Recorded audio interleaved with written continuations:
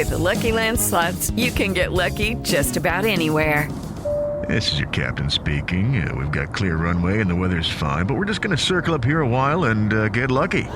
No, nothing like that. It's just these cash prizes add up quick. So I suggest you sit back, keep your tray table upright, and start getting lucky. Play for free at LuckyLandSlots.com. Are you feeling lucky? No purchase necessary. VGW Group. Void where prohibited by law. 18+. Terms and conditions apply. Make this new school year an opportunity for your kids to learn important life skills with Greenlight. Greenlight is a debit card and money app for families where kids learn how to save, invest, and spend wisely, while parents keep an eye on kids' money habits. Greenlight also helps families get into their fall routine with a chores feature that lets parents assign chores and pay kids allowance when they check them off. Get your first month free at greenlight.com/iHeart. greenlight.com/iHeart.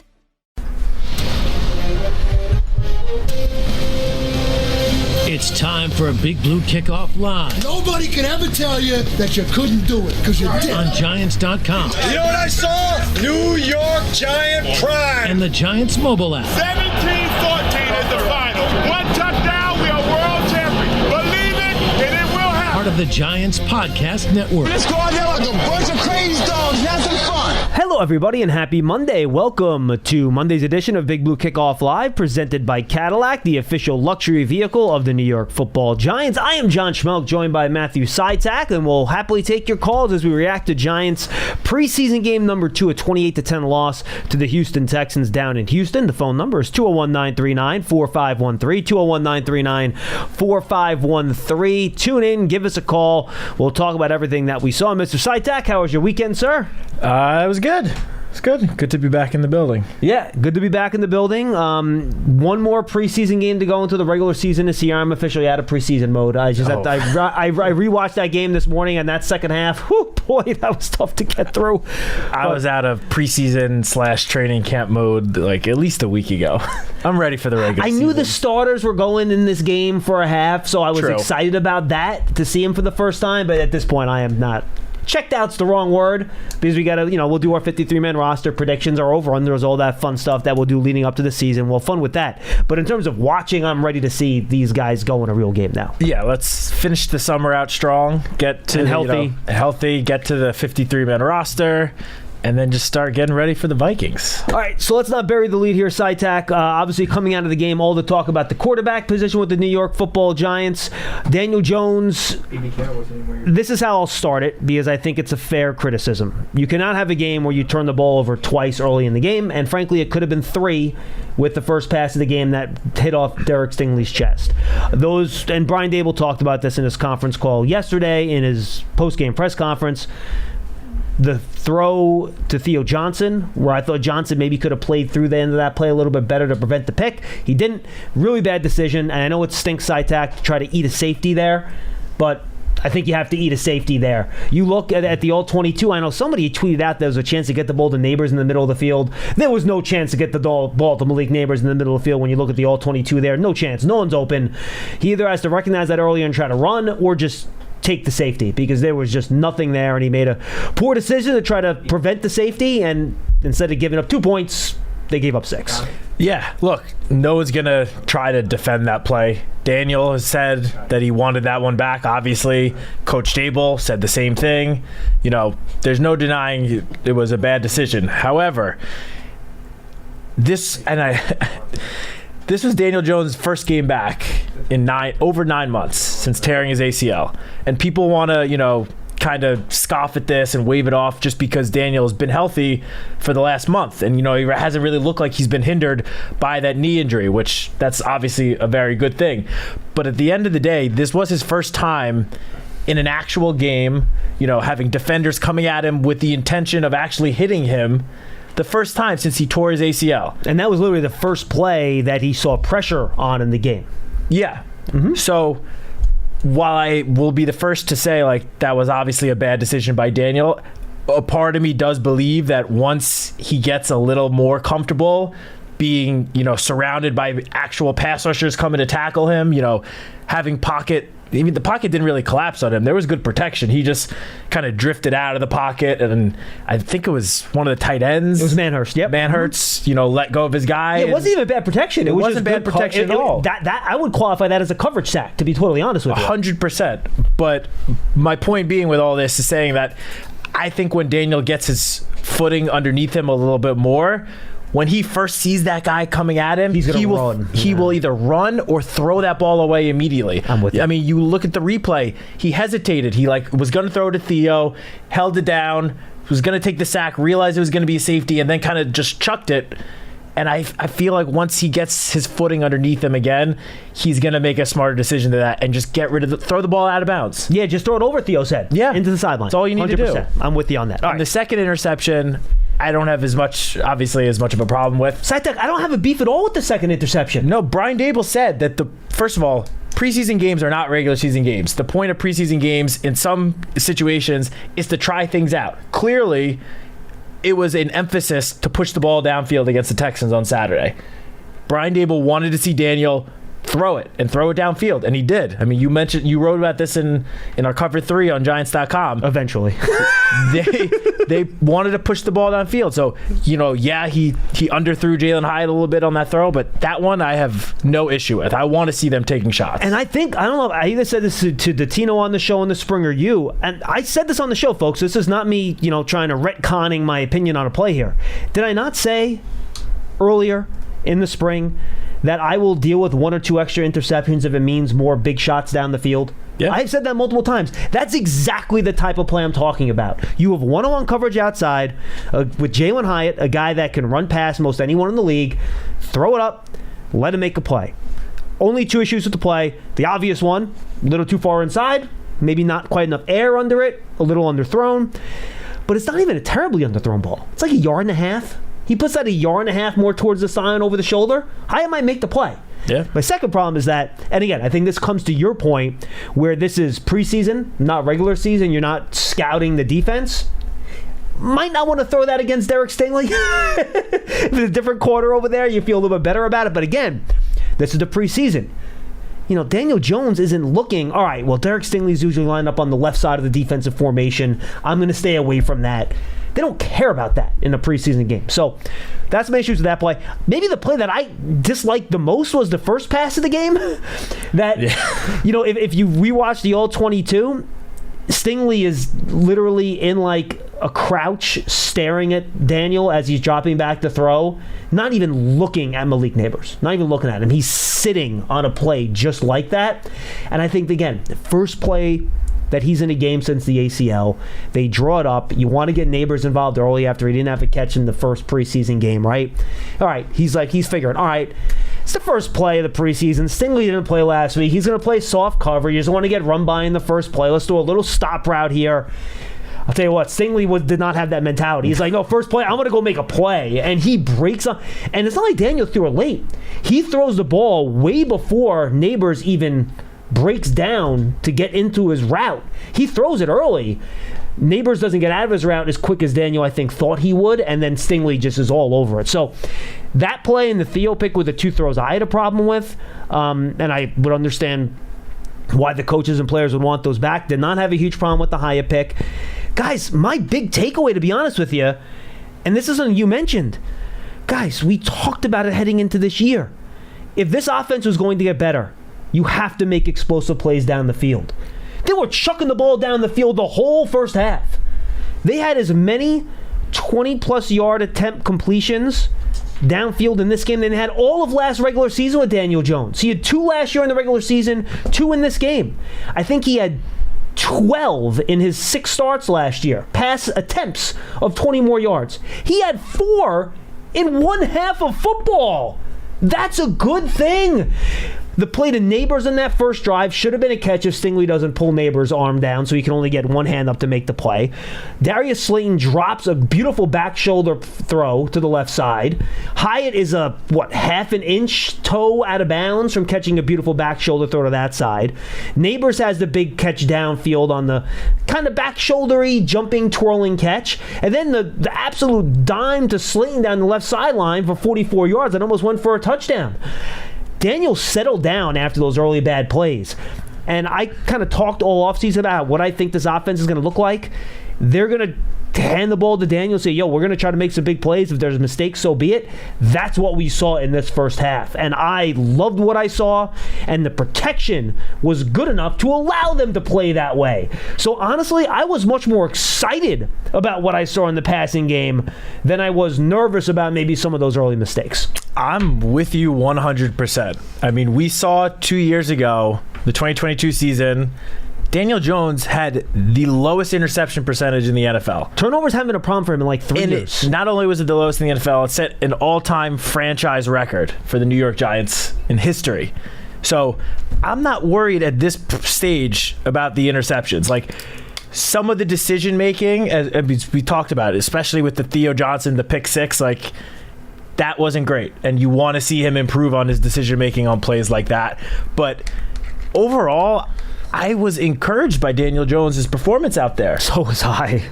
Call me crazy, so was I. Honestly, I mean, and part of it, which is what I wrote about in our Cover 3 article, and you just briefly mentioned, was the pass protection gave him time to push the ball downfield. I mean, John Runyon didn't start. He's still nursing. I don't know, what injury is it? I'm not sure if they've ever actually said what the injury is. Whatever the injury is, he was sidelined. John Michael Schmitz just returned last week towards the end of the week. He only played limited snaps, so Austin Schlottman stepped in for him. Yeah, he had 15 snaps in the game, John Michael Schmitz. Yeah, and Austin Schlottman filled in with him, with the rest of the starting offensive line, minus Runyon out there. Those guys, and I'm talking about Andrew Thomas, Greg Van Roden, Jermaine Illuminor, the combo of Schmitz and Schlottman, and then Aaron Stinney, according to Pro Football Focus, none of them gave up a single pressure while they were on the field. Not a single pressure. And look, zero. We know this is against the non-starters on the Houston defensive front. Have you watched the Giants' offensive line the last 3 years? It hasn't really mattered who they're playing against, to be quite honest with you. Yeah, and like we saw little bits of this during the joint practices with the Lions when going up against, Aiden Hutchinson on the inside, Aleem McNeil. Is that how you pronounce it? Yep. Mm-hmm. They were protecting. I mean, these was like individual drills, but they were having good protection even in those drills in the joint practices. And we saw it a little bit against the Lions in the preseason game last week, but especially against the Texans on Saturday, the protection held up so well. Like, it actually gave Daniel so much time to wait for plays to develop and then take those shots down the field. That's something that we did not see at all last year. Even the deep shots, that was, Tyrod Taylor calling hike and within 2 seconds just lofting the ball downfield to Slayton or Hyatt or whoever. Now the offensive line, at least against the Texans, actually gave Daniel time to go through his reads and to make plays. Sorry for interrupting. Even on the non-deep throws, I think it was 3rd and 11 in the second quarter, and Jones drops back the pass. And Citak, how often did we watch last year where on a 3rd and long, you barely even had an opportunity to complete a pass down the field? It was a 3rd and 10. This was the 2-minute drill at the end of the first half. The Giants had a 3rd and 10 on their own 40-yard line, and Daniel Jones goes back to throw. He's able to settle in a clean pocket, and Neighbors runs this little, it's almost like a little bit of a hitch route to the left inside. He catches it for a 15-yard gain. He was actually able to drop in the pocket, let the ball go, complete it in good timing, and Neighbors converts a 3rd and long. How many 3rd and 10s did the Giants convert last year? It feels like not many I can even recall. So it was just one of those types of plays where I think the two biggest issues with the Giants offense the last couple of years, not enough explosive plays and bad protection. And those two things looked immensely better this week. Then that's my most positive takeaway from the game, which I know some people might think is crazy because everyone's worried about the turnovers, and you should be. 5 turnovers is really bad. You can't win that way. I get it. But that's also in some ways a freak thing. It's not something that I'm looking for things that we can project, Matt, to the regular season. And an offensive approach and protection from a veteran offensive line group, that's something I feel like we can feel a little bit better about projecting than something that's a little bit more random, like turnovers week to week. Definitely. And, Brian Dable was calling the plays on Saturday, as he has since the end of last season. We don't know for sure yet. He hasn't announced who will be starting or who will be calling the plays come week 1. But, it seems like we're heading in one direction. I would be very surprised if he's not calling plays. So what Saturday gave us is a sort of a glimpse of the aggressive nature that Dable clearly wants to have in his offense. And I think that is a great thing. And you can't have that aggressive nature in your play calling without the protection. And not only did the offensive line not give up pressures, at least according to Pro Football Focus, but if you watch the All-22, I'm sure you have, there are plays where, the Texans pass rush are doing stunts with guys crossing. And last year, plays like that gave the Giants offensive line so much trouble. I can't count how many times the Giants gave up sacks because the defense ran those sort of stunt moves where you have 2 guys crossing and then the offensive lineman sort of a little confused about, where they're supposed to go, who they're supposed to pick up. Against the Texans, that was not an issue at all. The offensive linemen were switching the assignments when they saw guys doing these stunts with ease. That was such a relief for me to see. Again, the interceptions, it's preseason. I've seen the reaction on social media. Which by the way, it was not on. The minute that happened at the beginning of the game, I'm in the FAN studio with Casillas. I look at it, I'm like, oh, tomorrow's gonna be rough. I knew what it was gonna be. I thought the same exact thing. All we're trying to say is, don't start ringing the alarm bells yet. There's a reason why they play preseason games that don't actually matter first before you start the regular season. So Texans ran 11 stunts according to Pro Football Focus in that game yesterday. Had 1 pressure. 1 hurry. That's it. Last year, how many do you think? Oh, no. 11? How many pressures do you think they would have had? I can actually, if you give me 2 seconds here, I can bring up literally what the Giants' pressure rate was allowed on stunts and twits last year. What I'm assuming this stat is going to just show is already, and I've been talking about Carmen Bricillo for months about how he could be the biggest addition the Giants made all offseason.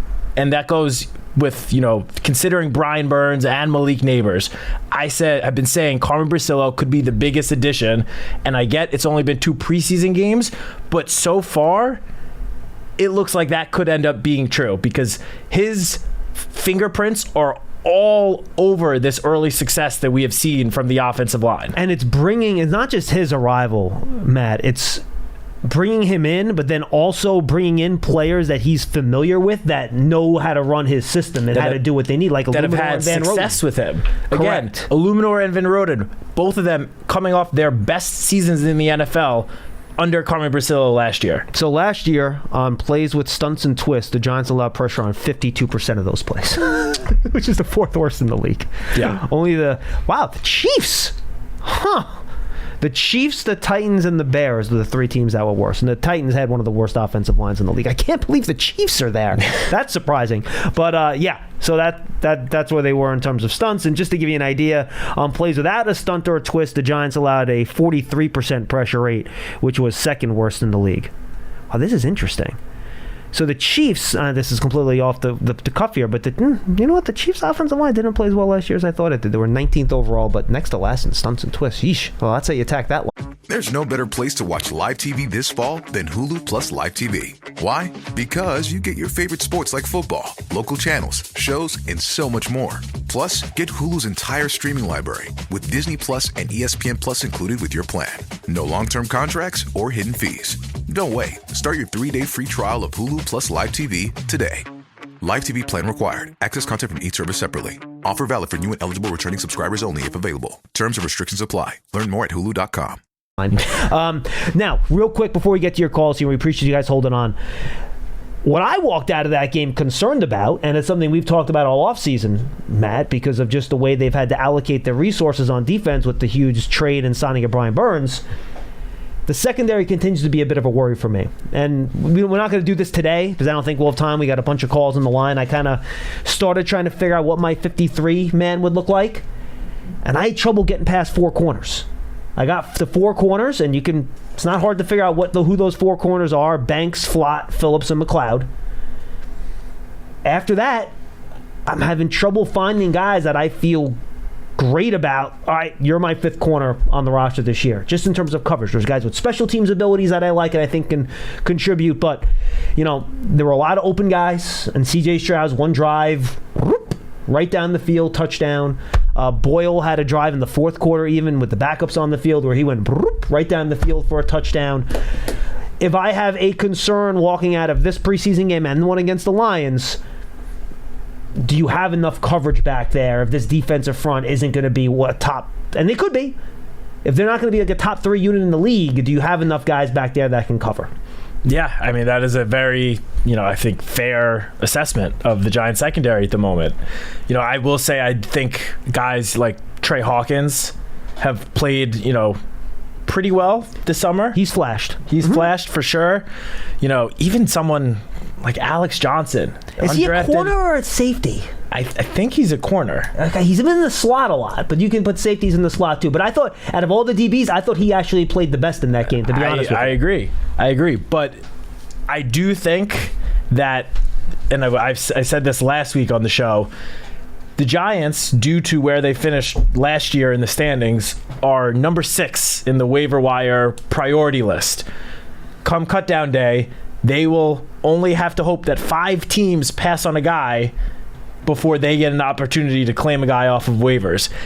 Cornerback is a position that, as of right now, I think that they would be looking towards cutdown day to maybe fill out the bottom of the depth chart at the cornerback position based on guys getting let go from other teams. I mean, let's keep in mind, Jason Pinnock and Nick McLeod were both picked up that way 2 years ago. Yeah, good point. And I think everyone's pretty happy that those 2 guys are on the Giants right now. So don't think just because someone got cut from another team that automatically means, this guy stinks, he's not going to be able to help the team out. That's very much not the case. That is a great way to pick up some kind of underrated talent right before the start of the season. I will say easier to find safeties that way, I think, than corners. Corners is a spot that I think a lot of teams are looking for good depth at. So oftentimes you don't see corners get let go that frequently. But to your point, Nick McLeod was kind of like a hybrid player in a lot of ways.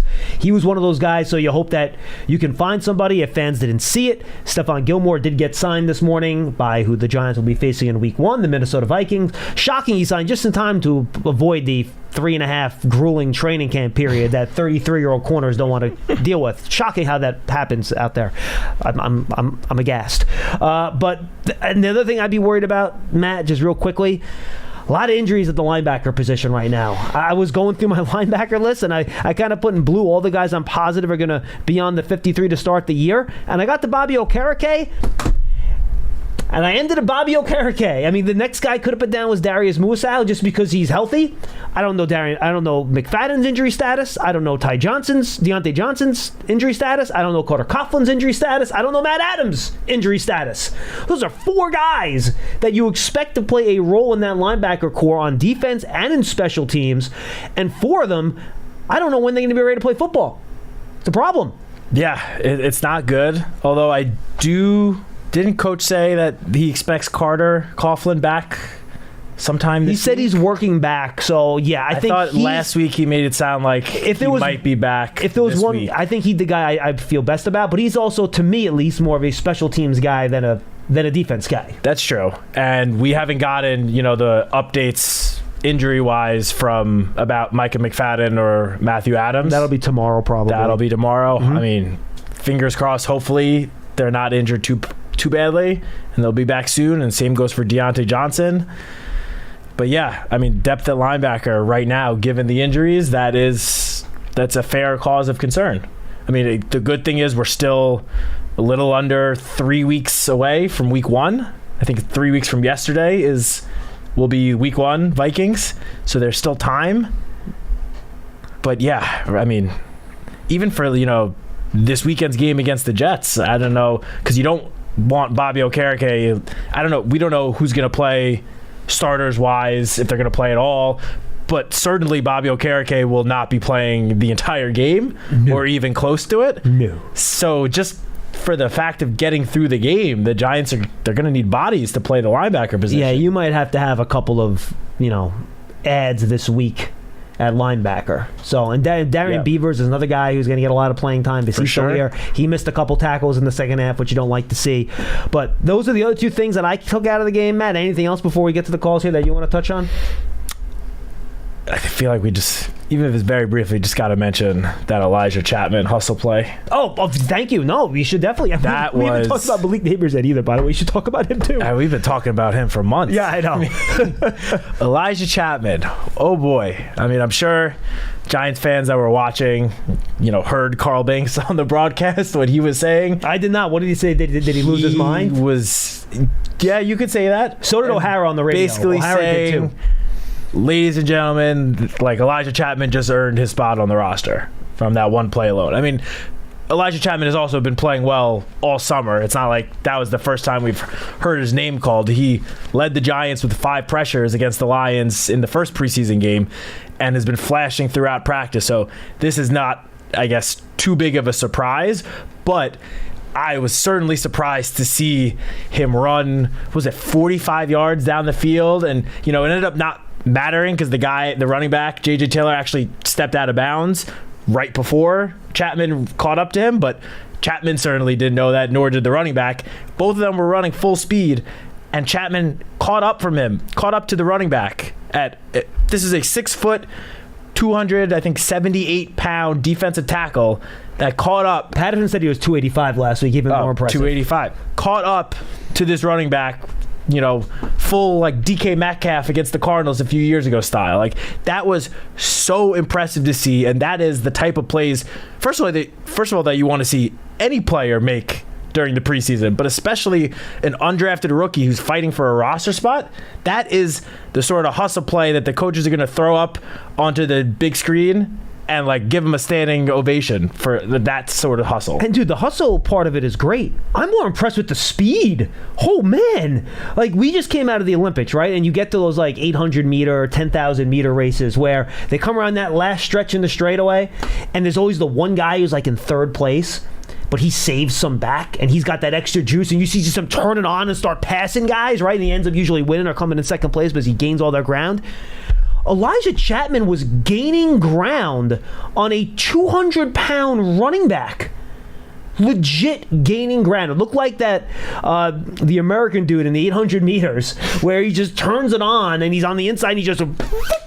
And his ability to catch up to him, just very, very impressive. And that defensive tackle spot, they're trying to figure out who their guys are there, okay? They just traded Jordan Phillips. And just to give you an idea, Chapman played the 4th most snaps on defense with 36.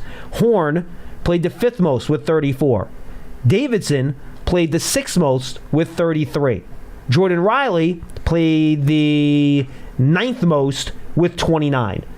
Those are the main 4 guys with the trade of Jordan Phillips that are going to be competing for those defensive tackle spots behind, obviously, your big guys, Dexter Lawrence and Nacho Nunez-Roches.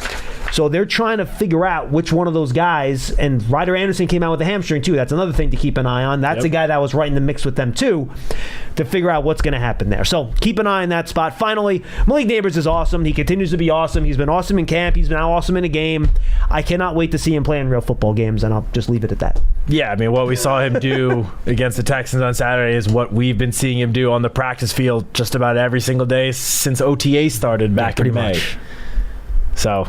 Yeah, he's terrific. I guys, I wish I could give you more than that, but and again, I think the confidence DJ will have throwing to him deep, even when he's not covered. To your points, if you're going to throw those contested balls, throw them to Neighbors. It's just really, really, really impressive. One more quick thing about Chapman. Yeah, I think we saw with that one run why he earned the nickname Baby Bison. Are Bison fast? Bison are fast when they get going. And the baby part is because he's a little smaller than your stereotypical defensive tackle. But don't let that size fool you. Dom, look up Bison top speed. I don't know how fast Bison can run. Okay? I think I actually saw one of the beat reporters tweet this yesterday that outside of Eric Gray, Elijah Chapman reached a top speed on that run faster than any other Giants running back registered at their top speed against the Texans. Do you know what the top speed was by any chance? It was Did you have it? 16 point. Okay. I want to say 16.28, maybe something like that. All right, Dom, you got it. 35 miles per hour. Woo! Bisons can roll faster than most horses and 3 times faster than humans. There you go. Faster than most horses. Yeah. Wow. Baby bison. And by the way, just for the record, if people don't know this, I'm a big zoo animal guy. Like if like traditional, you talk about how like all the American buffalo that got killed when everybody migrated west. Those are actually bison. They're not buffalo. They actually are bison. So that's an American bison, just so people understand that. Anyway, 201-939-4513. Big Blue Kickoff Live is presented by Cadillac, official luxury vehicle of the New York Football Giants. And I will take this time to tell you to go subscribe to the Giants Huddle podcast, folks. A lot of good stuff coming your way. I don't think today's episode is up yet. Citak, has that been posted yet? I don't want to give the teaser on who it is if it's not up there yet. No, I posted it a couple hours ago. Perfect. Jeff Feagles makes his triumphant return. He's on the Giants Huddle podcast. I talked to him about a week ago. We talk about the team a little bit. We kind of just have fun. So if you want to go check out Jeff Feagles on the Giants Huddle podcast, it's not like a game reaction podcast, guys. We have the rapid reaction, which is the episode before that, which is up there if you want that. So if you missed Jeff Feagles like we did, go check that out on the Giants Huddle podcast. Giants.com/podcast, Giants mobile app. Make sure you go check that out. All right, 201-939-4513. Let's go to Donnie in Queens to lead us off there. Donnie, what's up? Hey, guys. How are you? Good. I was calling about the secondary, but you kind of laid it out for me. And frankly, I have to touch on your takes here on Daniel's performance. And, with all due respect, I don't know a better way to word this. It almost seems like you guys are speaking out of both sides of your mouth, and I'll explain. We're supposed to watch what happened in the secondary and be worried about it. Yeah. We're supposed to be encouraged by the offensive line. But with Daniel's performance, we're basically just caveating everything where, it was his first play back, and, I'm not worried about him throwing balls downfield, and if he does some interceptions, that's fine.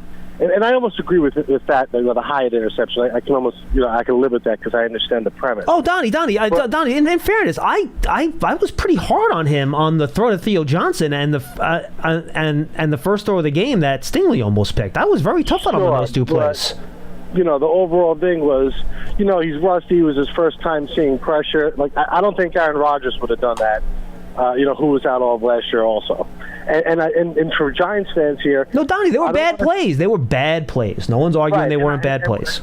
And I don't want to pretend here like this isn't something we've seen from him in the past. And I'll give you an example. The first ball was his worst throw. I agree with that. I can almost accept that the pick six was like a brain fart play. That actually was more like an Eli play in some ways than maybe a Daniel play, characteristically. No, I agree with that. I think that's fair. But that first throw is exactly what, I think his name is Witherspoon, the corner on the Seahawks said last year. After the pick six is that we know he locks in to his first guy, and that's exactly what happened. So with Daniel, in a half of football, he put 7 points on the board for the other team. He took most likely at least a field goal away on the Hyatt interception. And then late in the half, we didn't even get to this play yet, he misses Eric Gray in a wheel route, throws the ball, low at his feet. That could have kept the drive going for more points. Donnie, on that play, honestly, I watched that play on the All-22. The safety's coming down on Gray. If he leads him out in front, it might be a hospital ball, to be totally honest with you. So I'm not. I think he was trying to throw it to him back shoulder. Right, but he threw it inaccurately. He didn't put it in a spot where he could catch it. And I'm just saying, in a half of football, for this Giants team, this was a real game, Daniel Jones would have destroyed their chances to win the game. Yeah, no, absolutely. Donnie, no argument. That is 100% correct. I have no argument with you. Injuries or not, this is a guy going into his 6th year. And look, I'm not the kind of fan that boos at games. I think it makes no sense. But the fan base, this is put up or shut up for this kid.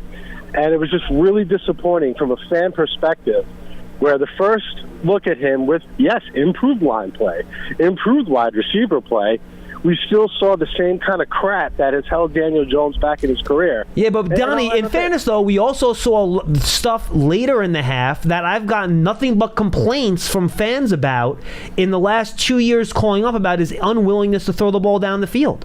That might have been the biggest complaint I've got about Daniel Jones over the last 2 years. And the reason I'm taking the performance as more of a positive is because I've harped on that so much, where you need explosive plays. That's something that I think has held this offense back, is the inability to create explosive plays down the field. And this is the most I've seen a Giants team throw the ball down the field since maybe 2016. It was like it's like 9 years. Right, and I agree with that, and that is something they definitely have to do, because even if like the interception with Hyatt, if there's one of those a game, but you get 3 or 4 big plays or a PI, it'll upset itself. But he's not good enough to make the little mistakes throughout the course of a game that add up on him. No, and that's fair. He's just not good enough to overcome it. And last thing, a lot of the reasons for his low interceptions, early in his career is because of things like that, where they've been a very conservative offense. Last year, I think he threw more picks in his short stint than he did all of 2022. So, look, Daniel had an opportunity to go out there with, the best situation around him and give a confidence boost to the fan base, which does matter. The morale of the fan base does matter in terms of affecting the team's performance, and his teammates. I'm sure some of his teammates are saying, what the hell? I've seen this one before. So I just think, we got to take the kid gloves off here, stop making excuses for this kid, and just raise the bar. If the bar is too low for him, I honestly, he ruined the game for me in many ways. So No, Donnie. In fairness, when I opened the show, and this is Schmeelk talking, I did not make any excuses for those first 2 bad throws. Okay, I'm going to be honest. I came in probably a minute or so into the show. Okay, I got you. I just did hear it was his first time being maybe Matt said it, and it's not a personal attack. I'm just kind of venting here. We all have different opinions, and I don't think Daniel stinks, but I think what's kind of held him back is there's just too many little things that add up over the course of the game. That a lot of times it's not something huge, but it's like that little, he could have hit this guy, but he didn't. I would say the microcosm of Daniel Jones' career, that Darius Slayton throw in Washington, I think Judges last year, could it have been caught? It was a little bit overthrown. And it's like those little things just add up for a player that is not good enough to overcome that kind of stuff. So just really disappointed to see him come out there and really crap the bed, I thought. So right, I appreciate you giving me the time to vent. Appreciate it, Donnie. Go ahead, Matt. Do you want to reply? Yeah, I get where he's coming from. I mean, I also said that some of the decisions Daniel made were poor decisions. Yep. Ones that him, Coach Dable, everyone has said that he would like to have back. All I was trying to say is that it is the preseason. It's one thing if he came out and did this against the Vikings in week 1, through 2 interceptions, the offense had 5 turnovers, and the Giants got blown out. All I was trying to say earlier is that this was a game where Coach Dable said that they are going to try experimenting with things that they potentially would not do in the regular season to sort of see how the whole offense performs. And I want to bring everyone back, because in case people forgot, to last year's preseason, the one game Daniel Jones went in against the Carolina Panthers. Both Daniel and the offense looked amazing.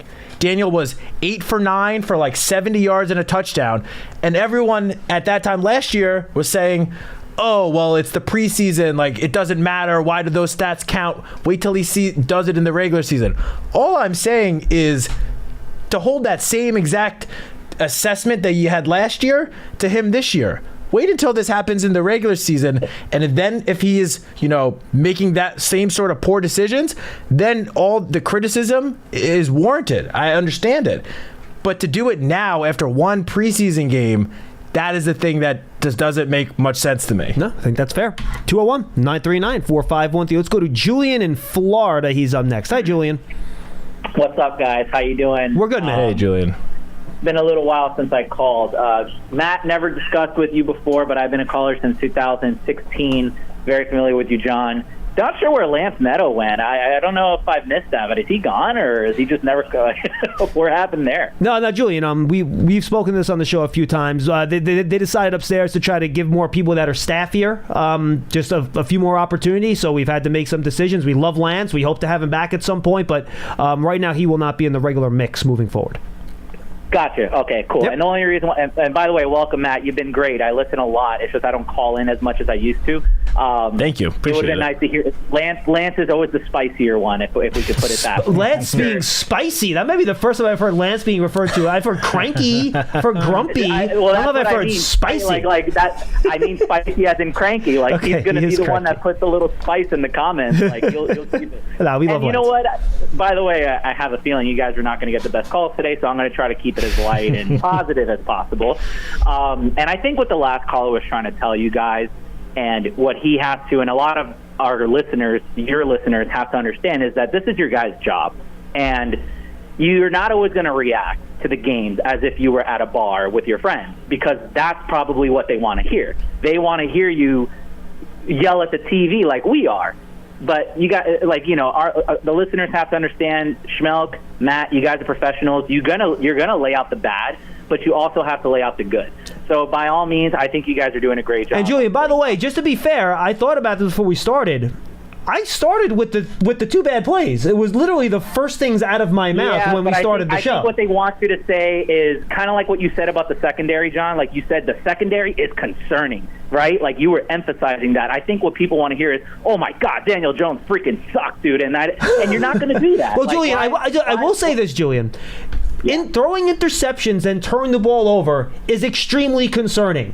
If you do that during the regular season, you're not going to win a lot of games. If Daniel Jones throws 3 balls every game that could or will be picked off, very bad. 5 turnovers. You are not going to win games. But is everyone happy? Right. There you go. Schmeelk said it, guys. I said it. You happy? You all right, good. I got you. All right. Thank you, Julian. I'm going to lay down the bat. Yeah, you got it. I get where the guy's coming from. But No, so do I. And look, by the way, nothing of what Donnie said I thought was particularly out of line. I totally get walking out of the game with that opinion too, and that's fine. Yep. And we're throwing F-bombs here at the house when we're watching, and that's not what you guys are going to do, and that's fine, and that's okay. You should have heard Citak before the show, Julian. My gosh. I'm going to try my best not to throw any F-bombs out. Yes, please don't do that. I'm going to go. I'm not. I'm going to go into the bad and the good and the truth, okay? So here's the bad, right? Secondary was just bad. It was just bad. I'm obviously going to get into the DJ stuff, but that's the most obvious thing that's facing us. But the secondary is just not to quote you, John, but the secondary is extremely concerning, and I just don't understand why. And it could be a money thing, and I don't exactly know how expensive the guy is. But we just saw Gilmore sign for $8 million, $10 million for a 1 year. But even someone like Xavier Howard, who was a top corner for the longest time. Now, granted, he fell off hard. I live in Miami. I go to a lot of Dolphins games. I know Xavier Howard has fell off. He has some off the field stuff too, Julian. A lot of off the field stuff. That's true. I forgot to mention that, but. Without even him, any other corner out there that's a veteran presence, I believe that's very needed when you have such a young corner room like we do. And John and Paulie and all you guys have said it so many times throughout these years that the hardest position to come into from college is probably corner and quarterback. And some would argue that it's even corner more than the quarterback. It takes years to develop. I mean, unless you're Sauce Gardner and you come out of college and you're just a rock star. And Banks had a good year last year. Did he have the best? No. But I do think it's important that we sign a veteran presence into this corner room. And it doesn't have to be a rock star. It doesn't have to be the most expensive guy. But just having a veteran presence there is going to be huge for this young team. That's one. Secondary, flat out. Now, Julian, the only good news of that is that you were missing Flott in this game, and a lot of the issues came with the backups in, so you hope with a combination of Banks, Phillips, McLeod, flaw that you can figure things out.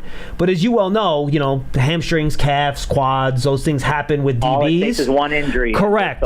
And then you got a bigger problem. But I feel okay about those top 4 where I know the level of play I'm going to get out of that group. But then when you start getting into the next group, I think, okay, so what's topic 2 for you before we say goodbye, Julian? Yeah. Sorry, I'll try to make this quick. No, you're possible. good. So DJ's decision making on year 6 is just bad, and I can understand. Listen, that throw to Hyatt. I'm sorry, I'll say it out loud. I don't care if anyone disagrees with me. It was a great throw. It was right there where it needed to be. Hyatt's hands were out there. It was going to hit his hands. Should it have been a little bit more over the corner? Sure, we can get picky on that. Just a great word to use, picky. But I just think it was a great play by Stingley, honestly. That was a great defensive play. That ball, if it had been any other corner, that was going in Hyatt's hand. Obviously, DJ needs to know to throw it a little bit higher than that, and maybe just a little bit over. But I can live with those picks. I can live with that. If I'm watching a regular season game, I'm okay with that. I agree with that. What I'm not okay with is the second interception and obviously the first throw of the game. Now, when you watch Caleb Williams and when you watch J.J. McCarthy and when you watch Jaden Daniels all being in their first preseason game, getting first-time preseason NFL snaps, besides the athleticism, we all understand, what is it that DJ just looks so different from them in? It's the confidence. I mean, when you saw J.J. McCarthy, Jaden Daniels, and Caleb back there, even when the pocket is collapsing, and like I said, let's take the athleticism out of it, because obviously not everyone's going to roll around like Caleb Williams. But J.J. McCarthy, out of the 3 of them, just looks so comfortable inside that offense, throwing those balls. I mean, like, it just, the confidence was there. And it's year 6, and I still don't see it in DJ, where he is sitting. I get it. His O-line was bad for a long time.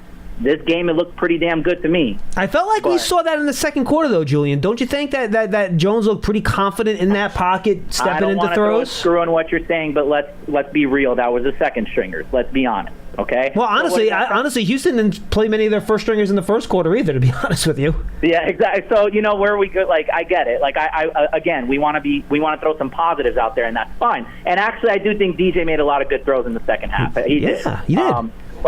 But let's just go with this.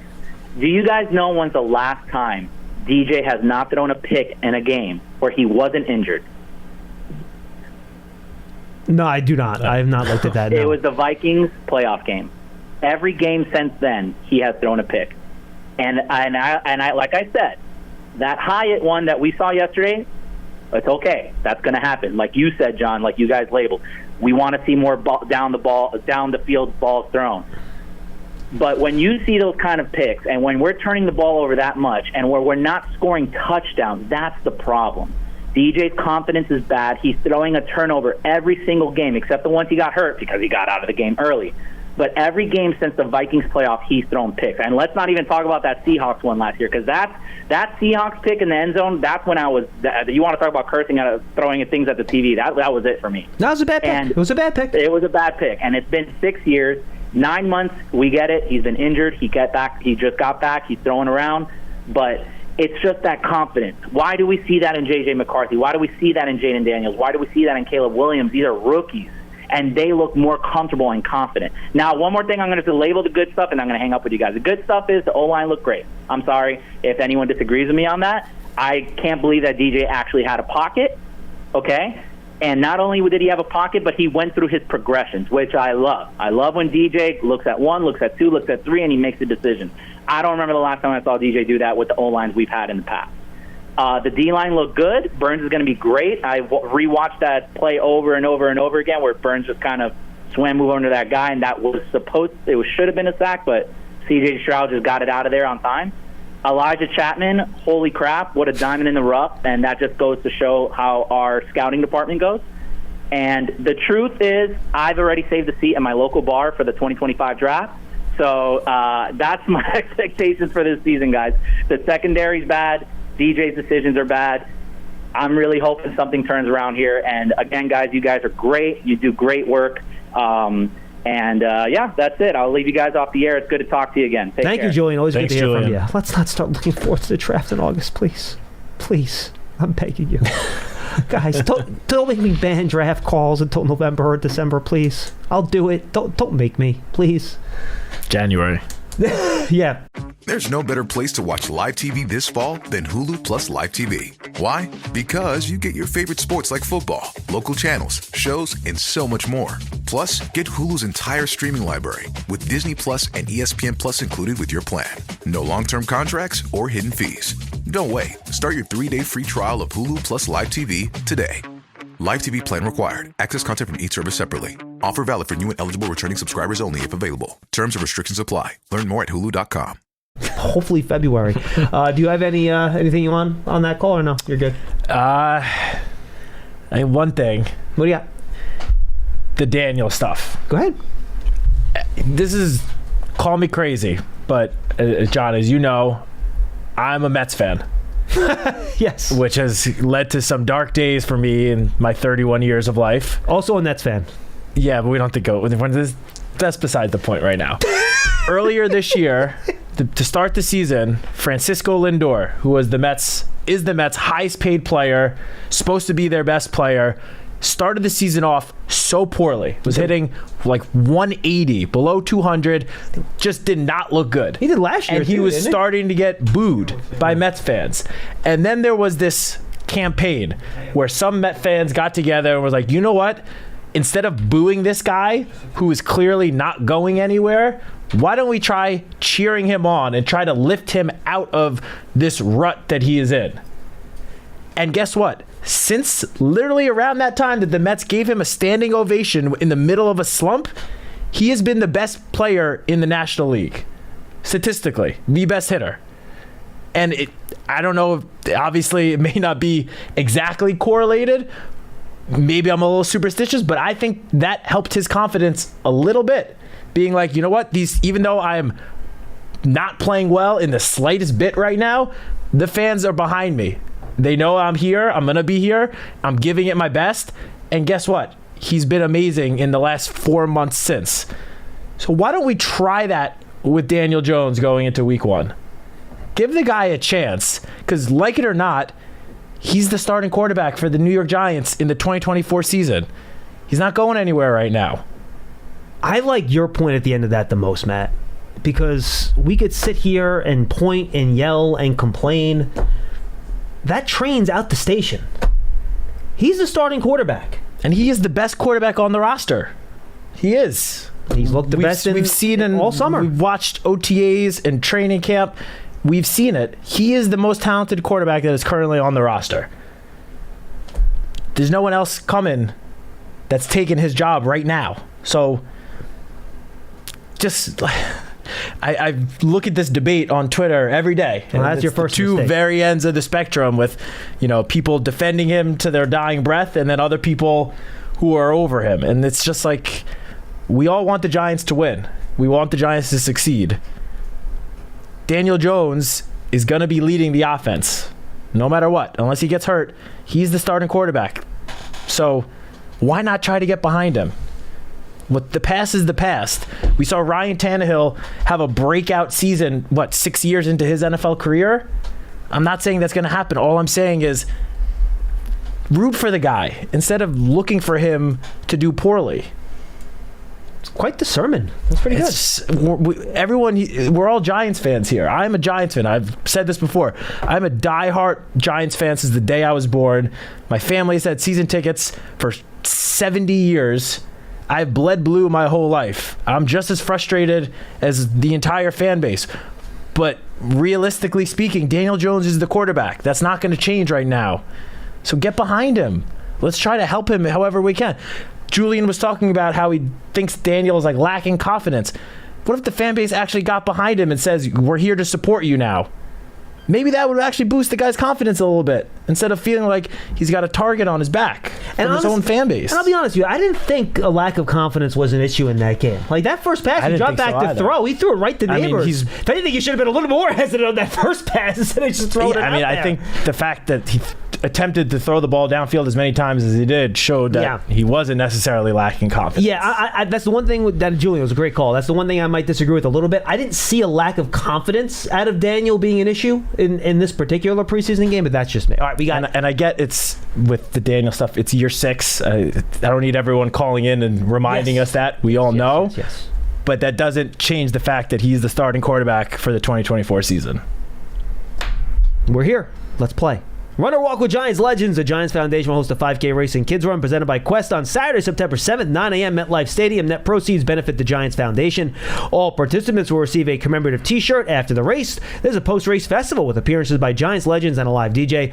Register now at Giants.com/5K. The night before that, on Friday night, September 6th, the Giants will host their Fan Fest presented by Wendy's. MetLife Stadium, doors open at 5. We celebrate 100 years of Giants football. A big ceremony honoring the top 100 Giants. Autographs, panel discussions by Giants legends, historic displays, photos with the Lombardi's trophy, an incredible drone and fireworks show to end the night. Get your tickets now by visiting Giants.com/FanFest. All right, let's go to Cliff in New York's been holding the longest, right, Cliff? And then we're going to get to Coach Marvin and then Len. We're going to be up against the time here, guys. So we're going to go quick here, all right? We'll let all right. Cliff, Coach Marvin, and Len, you can all call back a second time this week if you want, but I'm going to try to run through you a little bit quick here, all right? So get your main point out, and then we're going to get to the next caller. Cliff, go ahead. All right, I'll be quick. Great work, yes. Great work on the telecast. Everybody was even-handed on the telecast about everything that Daniel did. I didn't see anybody from that works with the organization on Twitter that was anything but even-handed about Daniel. I want to remind you of a huddle you did right after the draft. Was his name Risdale? That he said the thing about you could not evaluate a quarterback with the way the offensive line played last year, and it's not just last year that Daniel had less than an adequate offensive line. So the grade on Daniel was incomplete. That's what that fellow said on the huddle. And he also cautioned us about, with all the excitement, which was pretty high at that time, it was right after the draft and the free agents had been signed, and he cautioned the fan base, that we still have to develop as a team. And that was what I told Dom I was calling about. I have been very enthusiastic all summer. I have not lost my enthusiasm. I did get tempered a bit, and it had nothing to do with Daniel. It was the way the other team looked. They just looked like they were a much more advanced team than us. And didn't they advance in the playoffs last year? Yep. Now this year we played Detroit. We looked a lot better against them in the preseason than we did last year. And but I think Houston's better than them. And I think that showed throughout the game. Well, Cliff, remember, too, neither the Lions nor the Giants really played any of their starters in that first preseason game. So in terms of the game itself, I wouldn't take a whole much out of Giants-Lions. I think the practices were probably a little bit more telling. Yeah. When you said we were even-handed with them, that was a big improvement. And I told Dom I wanted to talk about the roster as it relates to the overall state of the team. Yeah, go ahead. Well, there's another thing besides the roster, isn't there? There's this mysterious thing called development of the team, and it doesn't happen in 10 minutes. And they're doing that right now, and Dable's been very open about that. And it doesn't mean they're not going to be competitive and work their tails off. And we still have a chance to have a very good season. Excellent season, but it takes time, and there are some subtleties there that I don't pretend to grasp that the pros do, and I don't know if you have anything to say about that, but I'll look forward to the next two guys because I always like hearing them. Thank you, Cliff. Appreciate the call, Cliff. And appreciate you getting to the point very quickly. All right, let's go to Coach Marvin in Delaware. Coach, what's up? How you doing, John and Matt? Always great, Coach. What's on your mind today, my man? We're short of time. I just wanted to comment. I support the team. All these years I've been calling, and I don't put guys down. But looking at it, I mean, the decision making is just bad. When you throw a pass and it's a bad pass to go to a pick six, and I see you and you got your hands on your head, you are also saying to yourself, "I just did something bonehead." And yeah, he did. No argument. Yep. He did. He owned it. But those are decisions over the 5 years. He's on the 6 years that it concerns me a lot. I mean, that's fair. offensive line. You could say there's no receivers not getting open, but it's about production. I don't care sometimes about what's in front of you or what you have. You work with what you have, and you do what you can with what you had. Don't play below that. And I'm starting to feel that he's playing to who he is a little bit, because if you go back to that draft when they took him, the main things people were saying, oh, he's good, and he's at Duke. They lost, but they didn't have any pro receivers. Well, we got pro receivers. They may not be the top of the line, but they're pro receivers. So we have to play with what we have. And when I coach every year, I was getting a different quarterback, different receivers. I played with what I had. And Matt was saying that people get behind you. If you're not producing, then they're not going to get behind you. I've been in 7 championship games in my years of coaching high school and youth. And it's 8. And those years I didn't, I took some criticism from people. It's just going to happen. That's just the way it's going to be. And you're playing in this game and you're making the money you have. Everybody's not going to cheer just to cheer to get your confidence going. Hey, look, Coach Marvin, I totally get it. We're at the point now. Daniel's in year 6. His play is going to have to earn cheers. I get it. That's just the way it's going to be. Absolutely, 100% agree. Right. All I was trying to say before with that was that we're still in the preseason. Like, at least get to week 1 before. But that does count. When I'm looking at you, I'm evaluating you in those preseason games. It's not like it don't mean anything. It doesn't mean anything as far as stats. Doesn't mean anything as far as record. But it means something to me when I'm watching you play, because I'm putting you in a situation so I can understand what I see when the game starts and the lights come on. I understand what you can do for us. And if you're not doing it in the preseason, that's all I have to evaluate you on. I can't trust it in a game. So if a kid's not playing well, I got to put him in the game because his parents are good and they gave money to the school and he didn't perform in the scrimmages. No, I'm not going to put him in the game because he didn't live up to my expectation. Again, I'm with you, Matt. He's wearing blue. I'm riding with him. I'm just saying, I'm concerned, because if you have a quarterback like this and you saying this is a franchise, if he's a franchise, you're talking 15 to 20 years. Is this guy going to last 15 to 20 years with this team? Tannehill didn't. Tannehill went somewhere else. So I'll just keep it short, let Len. And, guys, I'm still with you, Matt. Thank you, Coach. Appreciate the call. It's a fair point. And if you want to call back later on in the week, you can, by the way. And when I brought up Tannehill, that breakout I was referring to was when he switched teams. Right. So, a little different, but... Fair enough. But look, guys, if you have concerns about those types of decisions, those type of plays, go back to the Seahawks game last year, that type of stuff, I get it. That's fine. I'm not going to say those concerns are wrong or unwarranted. Not at all. But I just love the fact they threw the ball down the field. It's something, and guys, the reason I guess maybe I got more excited about that than maybe people are annoyed at me for, it's like the thing we talked about all offseason and we were asking for it, and it actually happened. That's why I was so excited about it, because it's something that, I mean, maybe it's one of the top 2 topics we've talked about all spring and summer, and they came out with the starters and they actually did it, and protection was good. I know, downfield throws and protection. I wish we could focus a little more on that. Yes, but we totally get where you're coming from on those picks early, because you're right. That happens in a regular season game. The game's over before it starts. For sure. And it's a loss. Luckily, this was not a regular season game. Len, you can wrap us up here. Why don't you pick your most important point, and then you can save the rest for when you call up later in the week. What do you got, pal? Yes, and I will call you back, John. Yes, no problem. I just want to say Matt stole my line, but he gets credit for it because he said it first. He's the best quarterback on the team. We're going to play him. Let's get behind him and hope for the best with this guy. I think the emotion to what happened on Saturday, all this negative feeling, I think a large part of it came from, and just think about this, we're waiting for 9 months for Daniel to get back. We're waiting all week for another game. We're waiting all morning for kickoff. And then we see those first 3 or 4 plays, and oh my God, what a downer. No, totally get it. That is totally fair. I mean, it's just really bad.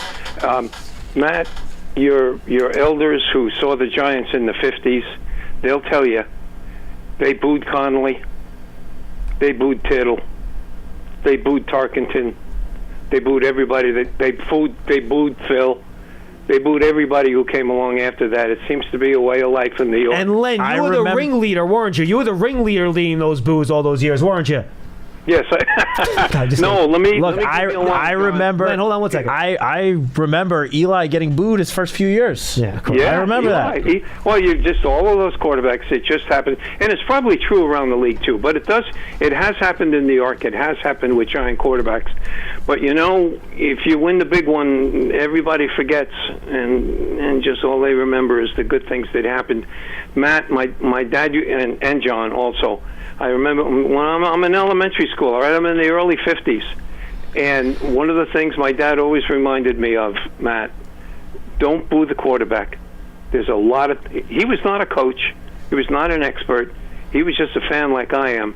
But he used to tell me, don't boo the quarterback. There's a lot of stuff going on out there, and you really don't know who's at fault. Let's just get behind the team. Let's go Big Blue. I'll call you back later in the week, John. Len, good stuff, man. Thanks, I know you want to talk about the roster. We will get down to like the 53 and stuff like that a little bit later in the week and next week as well. And then we're going to do our over-unders next week on offense and defense. That should be fun. We'll have the final 53 next Tuesday. We have joint practices this week on Wednesday, and I should have brought this up at the start of the show, but I forgot. So don't turn off your stream yet. Scheduling update. So Brian Dable has switched up the practice schedule, and it's not ideal for us. So it looks like we're going to try to go live at 3:30 the next 3 days, okay? Because that's after practice and after media availability. So Tuesday, Wednesday, Thursday, 3:30. I'm trying to work it out with the Jets, where Dottino, Casillas, and I will go live from the Jets facility after practice on Wednesday. And then Friday, I'm hoping to get us back to maybe 12:30 and then carry that through like the rest of the year. But practices next 2 days start at 1. So I don't want to go... Except Thursday. No, I know, but I don't want to... Practice is still during that time that we usually do the show, and then media at 1:30. So I don't want to do 3 or 4 different times in 1 week. So we'll go 3:30 those 3 days, and then we'll figure out Friday. It'll probably be back in like that, 12:30, 1 o'clock area on Friday. And then hopefully we can set a schedule next week. We don't have the practice schedule for next week either. And we'll set that time, and hopefully then if I can get to 12:30 next week and carry that through the rest of the regular season, I will attempt to do so. I just don't want to do the show before practice, so then you can't really talk about what happened that day. You don't have media. Sure. I just didn't think didn't make a whole lot of sense to me. So that's where we are. So we'll be live at 3:30. Pearson will do his darndest to try to get it up in time before you guys are on your commute home from work, so you can listen on the way home. And that's kind of where we're at. So thanks for being with us. Quick. Go ahead. Quick. Washington Commanders just announced Jaden Daniels starting quarterback. Not that is much of a surprise, but we play him week 2. Yes, that is now, I guess, official, barring injury. So we got Darnold week 1 and Daniels week 2. Expected. And to Julian's point, I did not watch any of J.J. McCarthy's first game with the Vikings, so I don't know how comfortable he looked, by the way. Either. And Daniels was a bunch of just really short passes in that last game Washington played. I did watch a lot of his. And even Caleb, while he flashed, I'm pretty sure he only completed like 50% of his throws over the weekend. Yep. It's not like he was blowing the doors off of anything. So. He's fun, though. I mean, some of the throws he made were eye-opening, for sure. He's fun. He is fun. He is fun. For Matthew Citak, I'm John Truck. Thanks for joining us on Big Blue Kickoff Live, presented by Cadillac, the official luxury vehicle of the Giants. We'll see you tomorrow at 3:30, everybody. Until then. Ryan Seacrest here. When you have a busy schedule, it's important to maximize your downtime. One of the best ways to do that is by going to ChumbaCasino.com. Chumba Casino has all your favorite social casino games like spin slots, bingo, and solitaire that you can play for free for a chance to redeem some serious prizes. So hop on to ChumbaCasino.com now and live the Chumba life. Sponsored by Chumba Casino. No purchase necessary. VGW Group. Void where prohibited by law. 18 plus terms and conditions apply. So, should we go electric? I think we should go electrified with Toyota. Electrified? Electrified means options. Yes, we could go all electric with the Toyota BZ4X, but then there are hybrids like Grand Highlander, or we could do something in between like a RAV4 plug-in hybrid. So, Toyota is electrified diversified? Yup, and with more options for reducing carbon emissions, the closer we all get to Toyota's Beyond Zero vision for the future. Exactly how much coffee have you had this morning? Learn more about our Beyond Zero vision for the future at toyota.com/Beyond Zero.